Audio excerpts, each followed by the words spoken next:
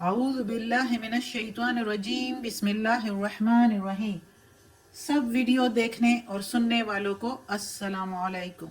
ہمارے چینل کے پیارے ویورز، آج ہم تلاوت کریں گے سورہ ہود کی آیت نمبر 32، 33 اور 34، یعنی کہ آیت نمبر 32، 33 اینڈ 34 انشاءاللہ تلاوت کریں گے ترجمہ کے ساتھ اور تفسیر کے ساتھ۔ تو چلیں شروع کرتے ہیں آج کا سبق، لیکن شروع کرنے سے پہلے چینل کو سبسکرائب کریں، بیل نوٹیفیکیشن کو آن کریں تاکہ اگلی ویڈیو آپ کو آسانی سے ملتی رہے، اور ہو سکے تو شیئر بھی کریں تاکہ زیادہ سے زیادہ لوگ دیکھیں تو آپ کو بھی زیادہ ثواب ملے اور مجھے بھی۔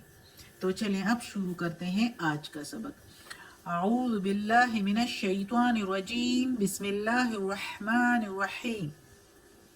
قالو کہنے لگے، یعنی مشرکین کہنے لگے یا سردار، یا نوح اے نوح، قد تحقیق یعنی کنفرم بات، جادلتنا لڑ چکے ہو تم ہم سے،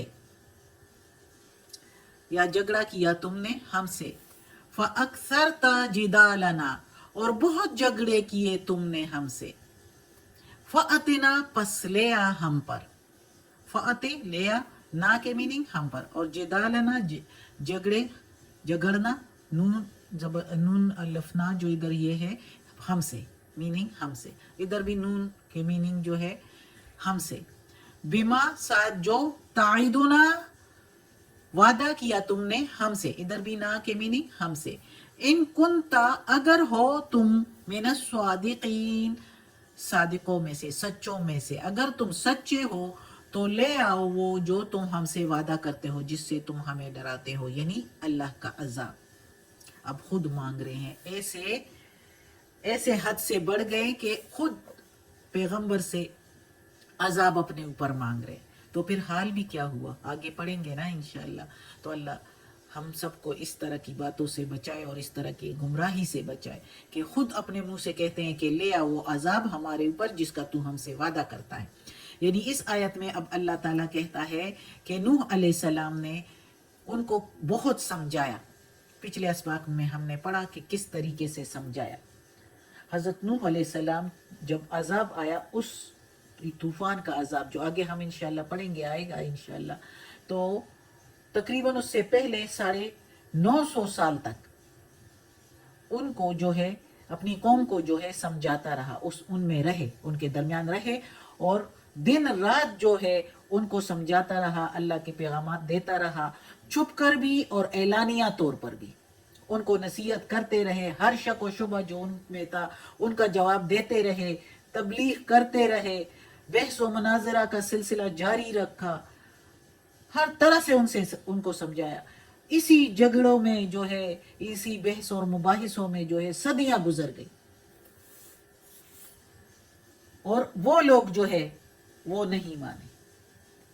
کفار نے ان کی اس حق باتوں کو، سچی باتوں کو، بحث اور شب و روز کی اس روک ٹوک سے وہ لوگ جو ہے تنگ آ گئے، اور چونکہ وہ کرنا ہی نہیں چاہتے تھے، نیک راستے پر آنا ہی نہیں چاہتے تھے، وہی حرکتیں جو انہوں نے اپنائی ہوئی تھی اور وہی بت پرستی اور تصویروں کو پوجنا اور بتوں کو پوجنا وہ چھوڑ نہیں سکتے تھے، اور دوسرے بھی جو معاملات تھے جس کی جو سردار تھے وہ تو اسپیشلی نہیں چھوڑ رہے تھے کیونکہ ان کی سرداری ختم ہو جاتی۔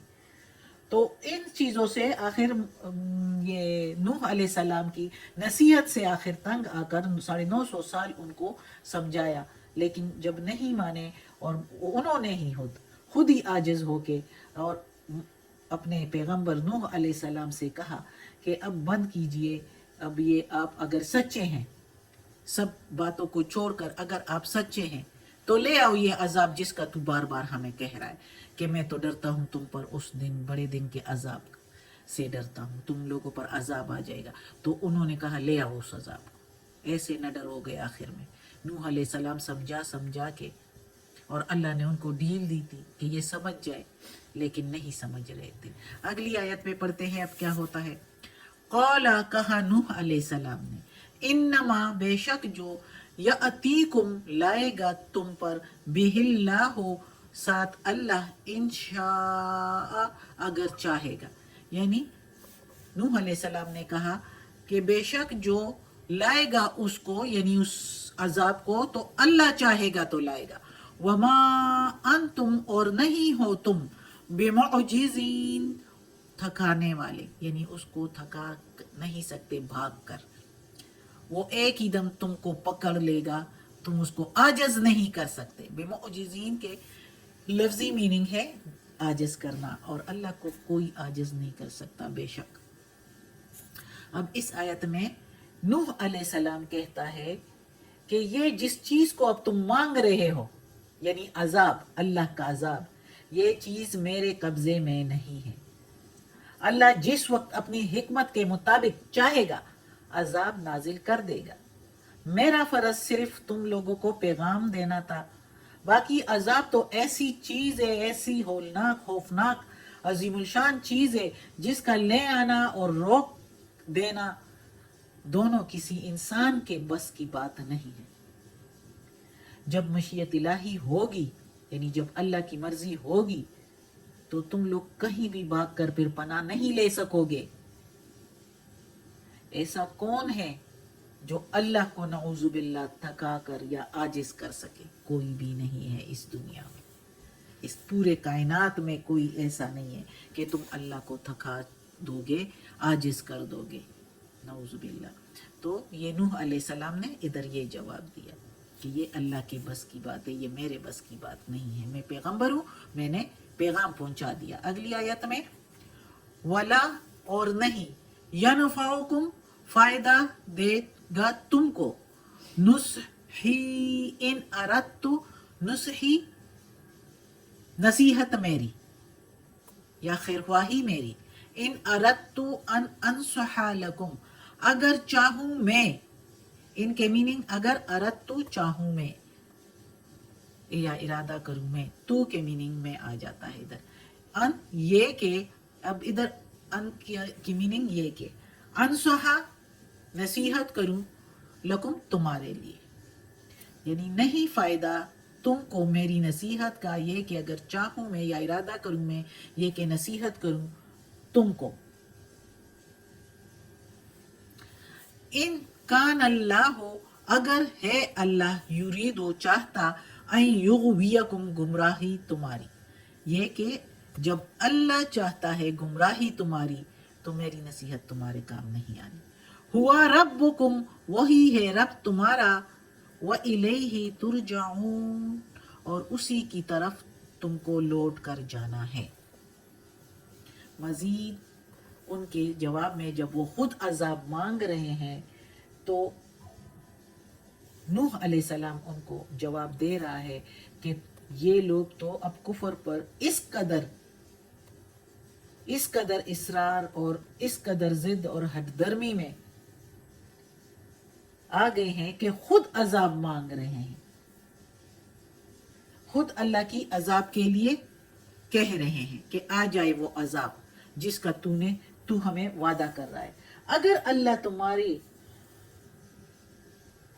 اس حد درمی, شرپسندی, ضد اور خیر کو ناپسند کرنا یعنی خیر سے بے رغبتی دیکھ کر یہ فیصلہ کر چکا ہے اللہ تعالی, تو میری یہ نصیحت تمہارے کسی کام کی نہیں.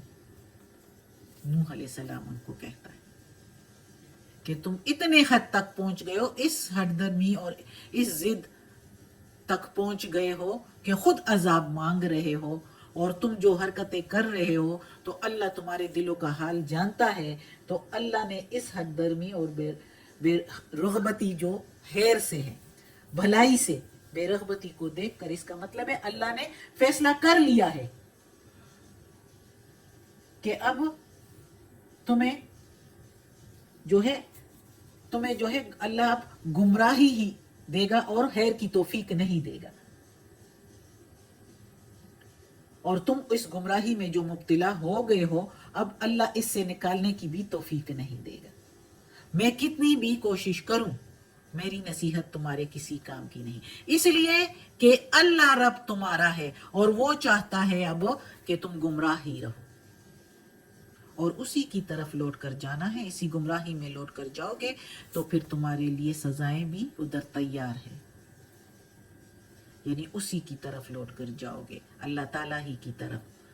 جب یہ عذاب تم مانگ رہے ہو, اتنے تم حد در اور اتنے ضدی ہو گئے ہو کہ خود اصرار کر رہے ہو, انسسٹ کر رہے ہو کہ یہ عذاب آ جائے. استغفر اللہ, اللہ بچائے ہمیں ایسی عذاب سے اور اس طرح کی باتوں سے. اللہ اپنے نیک بندوں میں شامل کرے, اور اللہ اس قرآن مجید کا ترجمہ مکمل کرنے کی توفیق دے اور اس پر عمل کی توفیق دے.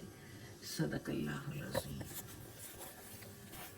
یا پروردگار, یا رب العالمین, یا مالک یوم الدین, یا علی کل شیء قدیر. یا اللہ یہ تیرے کلام قرآن مجید کی تلاوت کی ہے ترجمہ اور تفسیر کے ساتھ. یا اللہ اس کے زیر زبر پیش میں, تلفظ میں, ترجمہ و تفسیر میں کوئی غلطی ہوئی ہو تو معاف کر دینا. یا پروردگار تو معاف کرنے والا مہربان ہے. اور یا اللہ, یا پروردگار ہمیں عافیت والے معاملات دے, ہماری بیماریاں, تکالیف, پریشانیاں اور برائیاں ہم سے دور کر دے. اور یا اللہ, یا پروردگار تو ہمیں اپنے نیک اور صالح لوگوں میں شامل کر دے. آمین.